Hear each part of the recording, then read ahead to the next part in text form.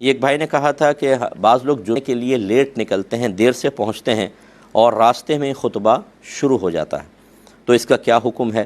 خطبہ ہم راستے میں بیٹھ کے پڑھیں یا کھڑے ہو کر یا چلتے چلتے ہوئے سنتے رہیں، یہ بھی جائز ہے کہ نہیں؟ اور اگر خطبہ نکل گیا تو پھر ظہر پڑھیں یا جمعہ پڑھیں؟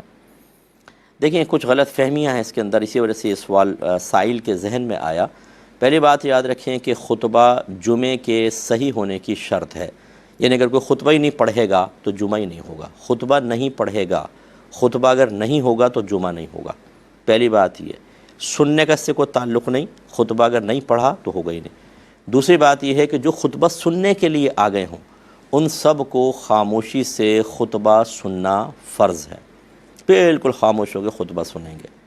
تیسری چیز یہ، فقہاء نے لکھا کہ اگر کوئی لیٹ آیا اور اسے دوسری رکعت مل گئی یا دوسری رکعت کے قاعدہ اخیرہ میں بھی آ کر بیٹھ گیا، اس کو جمعہ مل گیا۔ اب ان تینوں کو آپ ملا لیں، اس کا مطلب یہ ہوا کہ جمعے کے صحیح ہونے کے لیے جو خطیب صاحب ہیں انہیں خطبہ پڑھنا لازم ہے، ورنہ جمعہ نہیں ہوگا۔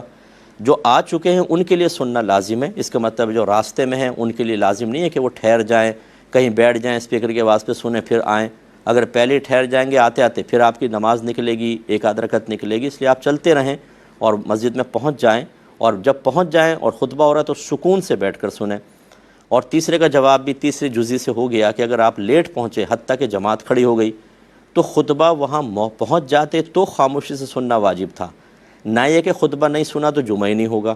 اس لیے آپ آ کے جماعت میں شامل ہو جائیں، آپ کا جمعہ بالکل ہو جائے گا اور ظہر پڑھنے کی حاجت نہیں۔ امید ہے کہ تینوں مسئلوں سے آپ کو بات کلیئر ہو گئی ہوگی۔